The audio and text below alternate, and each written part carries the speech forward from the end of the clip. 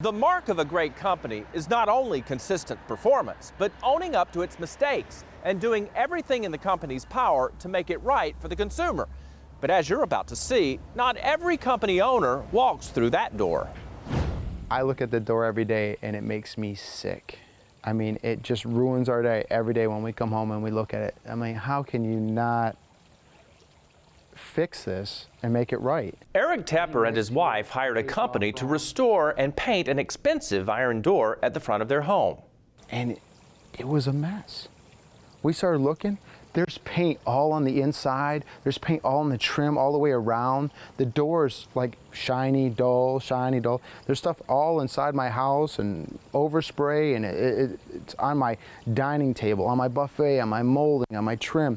For $1,150, Eric expects the work to be done properly. And when he contacts the business about the poor results, they agree. So the painter returns the following day, but the paint job and tempers turn uglier. I want them to finish painting my door the correct way, the professional way, and I want them to clean my house and fix my tables. The business hired to paint the front door is Scardino Doors. On its website, the company claims it can restore or create the finest doors in the world. We contacted Scardino Doors to get its side of the story. At first, the company agreed to talk with us, but then they wouldn't return our calls. And according to the Teppers, the business wouldn't call them back either. So we went to the office seeking a resolution. How are you? Who are you?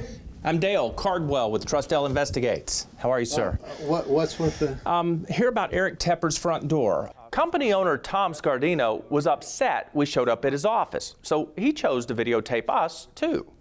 This is what you're doing, is showing up with a camera crew, and you've got your coat and tie on, which looks very official, okay? But I disagree with the way you're doing your business practice, and I think that that's something that is...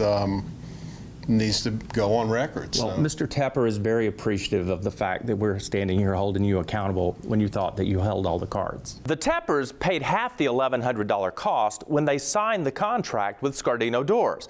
But the contract also requires the remaining balance be paid before the work even begins, giving absolute control to Scardino Doors. Contracts attorney Lisa Rose says despite the written agreement, the law now appears to be on the Teppers' side. Well, there's definitely three issues at hand right here. One, the contract required the homeowners to pay in full before the work was to begin. However, the painting company didn't enforce their own terms and commenced work beforehand. The second issue is the workmanship of the work provided and whether or not it has deficiencies and meets a professional standard. The third issue is the homeowner sustained internal damage for the painting company's failure to mark and protect and cover their property. Do you think it's appropriate to take 100% of the money up front after you've acknowledged that the job was not done correctly? I think it's important to do business the way a company does business and is established that way with consumers over time. Okay, McDonald's takes your money before you do business with McDonald's. Isn't that correct? We're talking a lot more money than a burger and fries. Isn't that correct, Dale? In McDonald's situation, that is correct. Okay, let's stop things right here.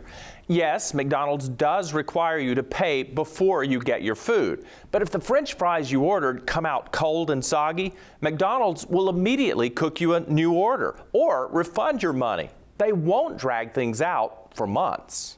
Okay, are we the only company that requires consumers to pay in advance? No, I think it's probably a bad practice for a consumer to pay 100% in advance, and I tell them so all the time. So even for McDonald's?